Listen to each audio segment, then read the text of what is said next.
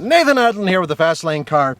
I'm in front of the Fiat 500L for ludicrously large. Roman and the intern Kyle have already done a review on this vehicle for like a first press event, but more importantly, we are up here, high altitude, Rocky Mountain review, coming up next on the Fast Lane car.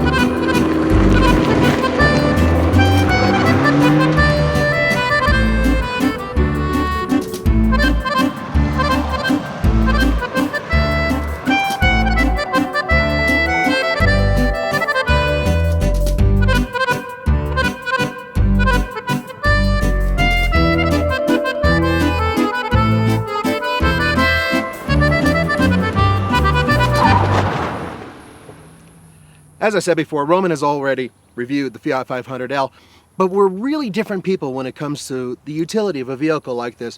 We think differently. I think from the standpoint of somebody who has a small, young family, which I do have. Roman, who's ancient, doesn't think that way. He thinks of walkers and creamed food. The 1.4 liter multi-air turbocharged engine. Great little engine. Fantastic in the Fiat 500 Abarth. Pretty damn good in here because we're at high altitude, and with 160 horsepower, you get good passing power.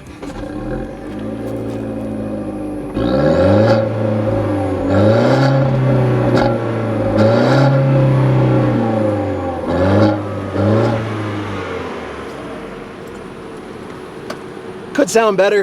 They should put one of the Abarth's exhaust pipes on there or something like that. Give it a little bit more brio. It's not so quick at high altitude, but it's quick enough. Best of all, 184 pound-feet of torque. Excellent. Off the line, a little slow, but once you want to pass somebody and you need that extra power, it's right there.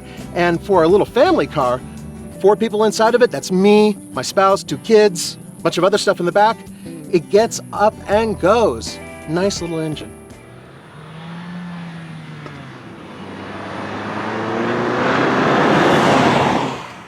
You have joined me in the best part of the Fiat 500 Luigi.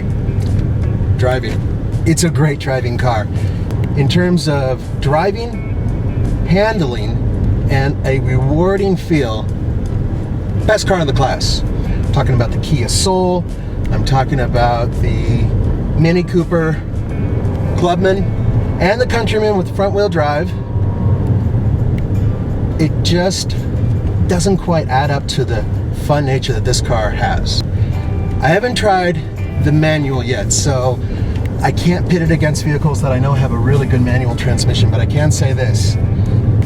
With this 6-speed dual clutch, it's a fun car to drive, and fun is huge. Fun for me can overlook many of this car's small flaws, not the least of which is the way it looks from the outside, which we all agree is a little unusual.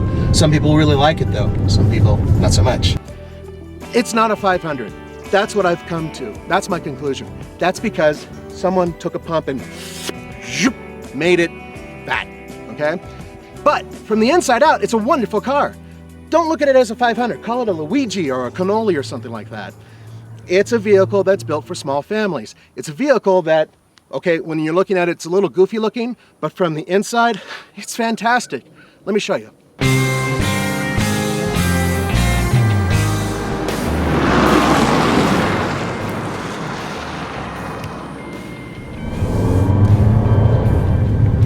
You can't go wrong with this engine.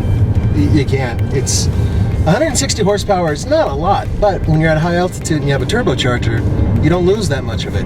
So it's genuinely fun. Torques up nicely, and this thing around corners is actually pretty good. I wish the tires were wider, maybe slightly lower profile. Do you see what I mean by the wheel size?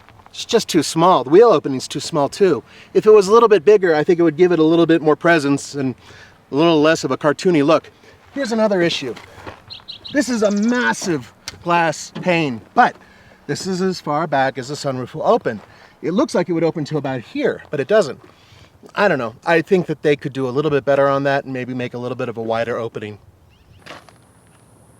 The Fiat 500 Luigi starts at around $20,000, give or take. This one, which is the easy version, goes to 25 and change. It's a little expensive. I think that it should be about $1,000 cheaper personally, but you do get a really good stereo system. It's the Beat system with Dr. Dre's tuning, and then you get this amazing sunroof, moonroof thing, which is just extraordinary to look through, but it's not very functional. Fortunately, it does get a combined 27 miles per gallon. Me driving like an idiot, I've been averaging 25, and that's really good, especially at a high altitude. Look at the inside of this interior. It's massive. It gives it a minivan feel. That's what I'll call it, minivan. I've driven like the Mazda 5. It actually kind of feels like that. There's a lot of extra space in here. It's bigger on the inside than you think.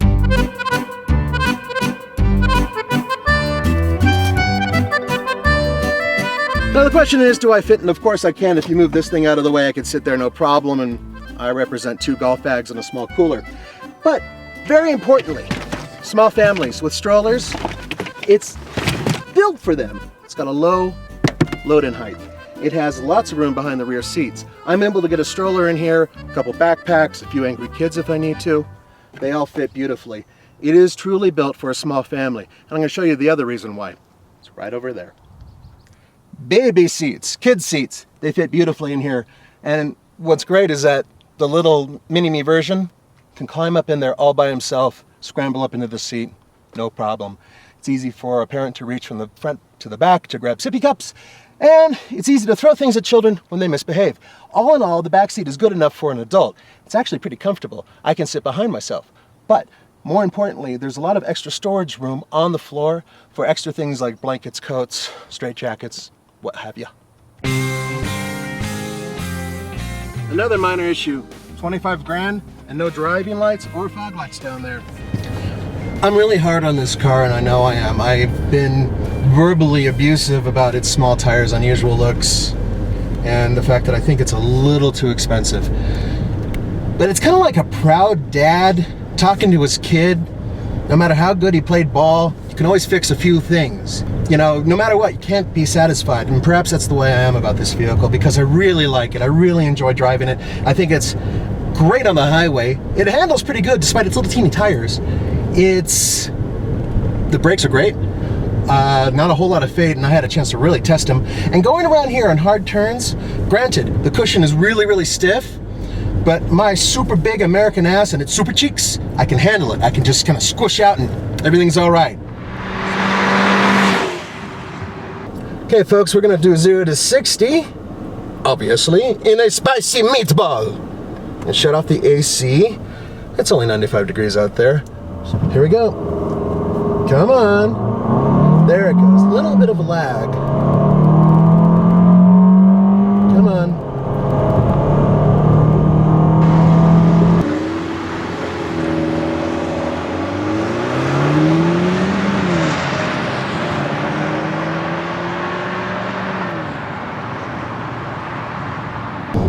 Not fantastic, not horrible, but that's about the same speed as the Mazda CX-5 we tested with the bigger engine. High altitude, hard on engines, bottom line. But I'm gonna try it again, and this time I'm gonna use the manual mode in the 6-speed dual clutch transmission. Let's do it. Come on, baby. Come on. You be spicy meatball. Let's go faster. Avanti. Come on.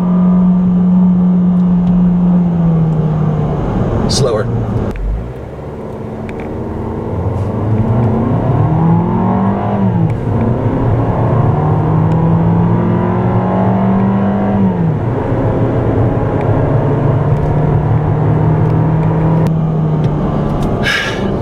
.36.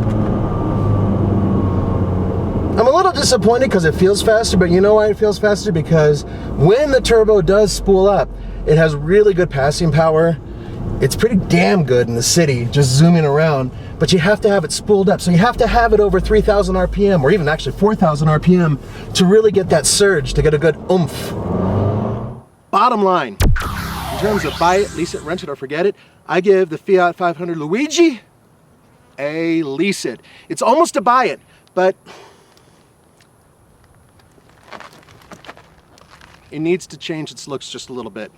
For the Fast Lane Car, this is Nathan Adlin. Peace!